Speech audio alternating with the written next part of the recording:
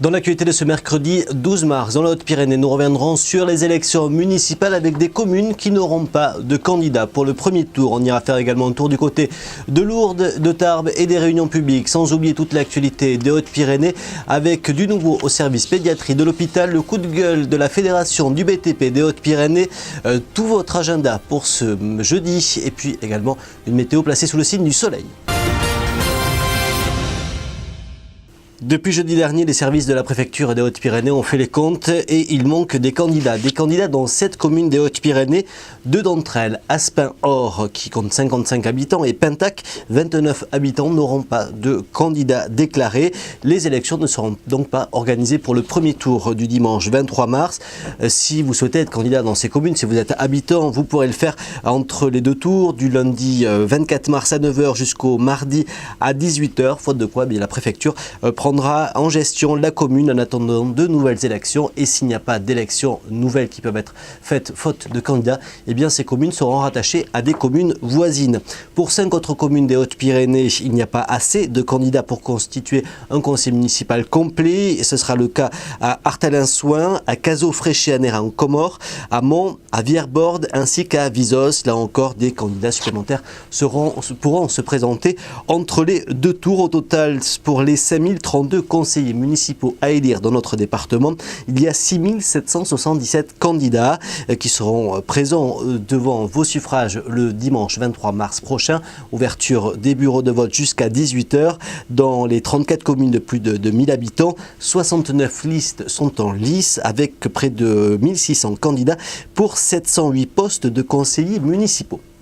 Municipal toujours, avec une réunion publique à la mairie de Tarbes qui s'est tenue mardi soir avec Gérard Trémège, une réunion autour du commerce de centre-ville, l'occasion pour le maire sortant de faire le point avec les commerçants sur l'état réel du commerce tarbais et sur les évolutions à venir pour les prochaines années. De faire après les élections les assises du commerce. Là, il y aura des ateliers qui réfléchiront sur des pistes qui nous permettront de faire évoluer l'aménagement dans la ville pour mieux servir l'activité commerciale, de nouveaux comportements commerciaux. Parce qu'il faut, moi je veux bien qu'on dise à la ville c'est votre faute, c'est ceci, mais il faut aussi que de temps en temps, chacun puisse réfléchir à son propre investissement, à sa remise en cause. Qu'est-ce que j'ai fait depuis 15 ans pour faire évoluer mon offre, pour la moderniser face à l'offre par Internet qui est en train de me laminer, etc. Les assises du commerce vont donc permettre à tous ces ateliers de réfléchir à tout ça. Y compris, je dis bien à réfléchir, ne criez pas au scandale, y compris de réfléchir au phénomène de la semi-piétonisation de certains espaces, avec des aménagements adéquats. Tout cela, il faudra qu'on y travaille. Ce sera l'objet des assises du commerce, et ces assises du commerce nous permettront, sur tous les modules sur lesquels nous travaillerons ensemble, je souhaite que vous soyez nombreux pour y participer, et bien d'établir ensemble un plan stratégique à 5 ans, un plan d'investissement de la cité, et je l'espère, un plan peut-être d'investissement aussi de votre part. L'investissement peut être physique, sur les locaux, peut être aussi un investissement intellectuel.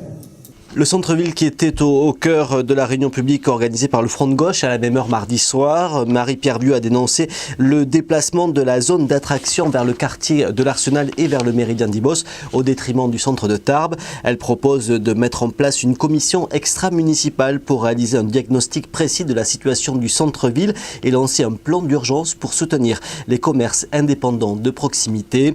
Marie-Pierre Vieux qui veut également mettre en place un moratoire à l'échelle du Grand Tarbes sur le développement des grandes enseignes et des centres commerciaux. Notez les réunions publiques qui s'annoncent pour les prochaines heures. Jeudi soir, ce sera celle du maire sortant d'Oreillon, Yannick Boubet, à 18h30 à la salle Ozan, c'est près de l'église. Et puis à 20h30 à Ibos, celle du maire sortant et unique candidat, Daniel Feignet. Ce sera à 20h30 à la salle près du stade de rugby.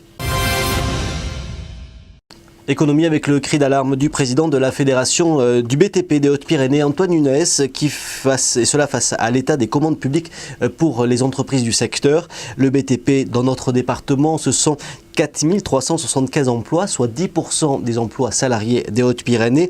Mais en 3 ans, 900 emplois ont été supprimés, dont 500 en 2013.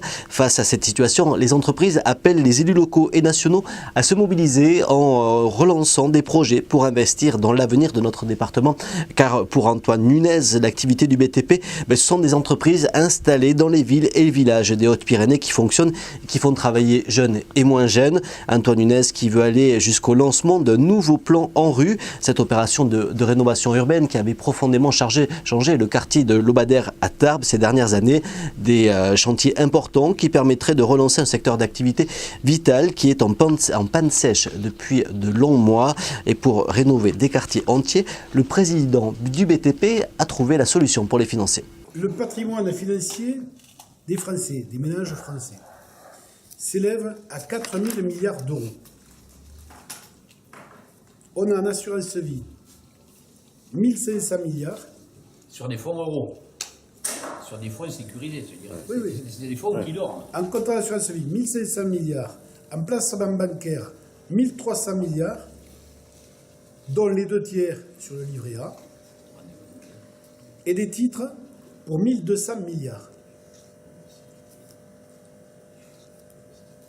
Cet argent-là, il ne sert à personne au niveau de l'économie française. Non, du tout.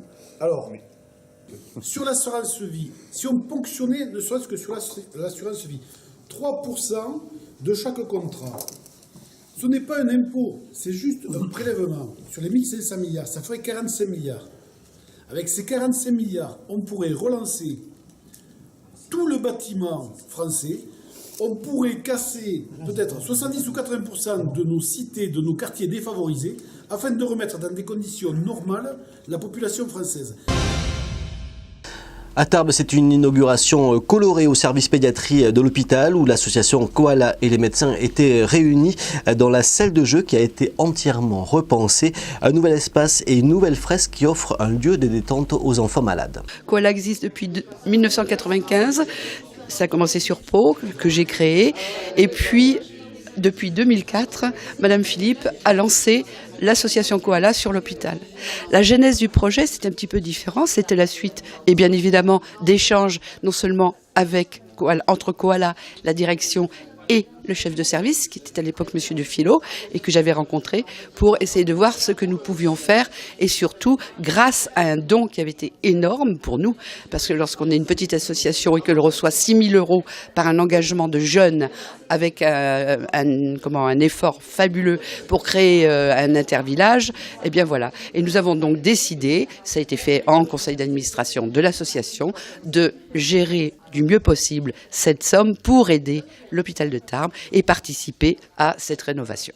Mais ici, il a été fait, disons, une annexe à la salle de jeu qui existait actuellement. Enfin, disons, on a percé le mur pour avoir cette pièce, pour faire un emplacement pour les diabétiques, surtout pour les enfants diabétiques, pour qu'ils se dépensent et qu'ils améliorent leur santé.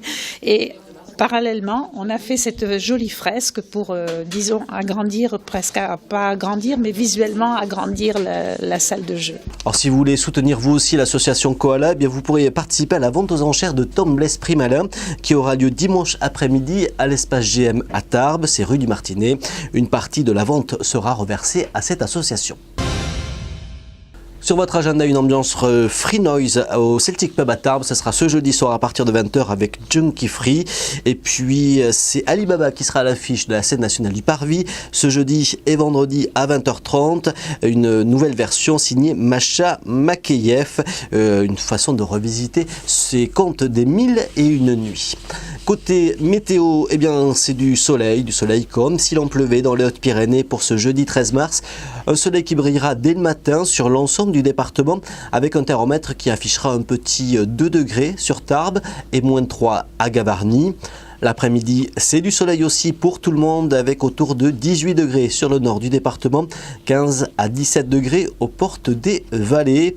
Vendredi, encore une belle journée ensoleillée avec des températures stationnaires. Voilà pour l'actualité des Hautes-Pyrénées, nos réseaux sociaux, Facebook et Twitter, @PyrénéeInfo pour nous suivre, nos sites bien entendu, pyrénéeinfo.fr et tous nos sites locaux. Passez une belle journée à l'écoute de pyrénéeinfo.fr.